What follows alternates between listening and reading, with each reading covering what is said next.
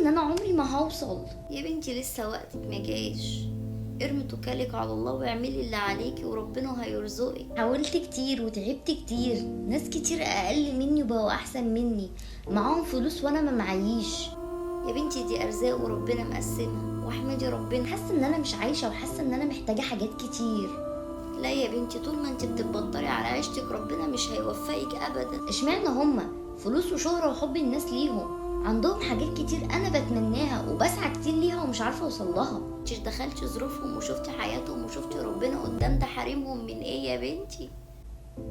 تفتكري في يوم من الايام هوصل اللي نفسي فيه؟ ركزي مع نفسك وحاولي تطوري نفسك هتبقي احسن، ودايما حطي في بالك ان النعمه اللي مانحها عنك مديكي قدامها نعم تانية كتير، والنعمه اللي مديها لك مانحها عن حد تاني بيتمنى نعمه عندك.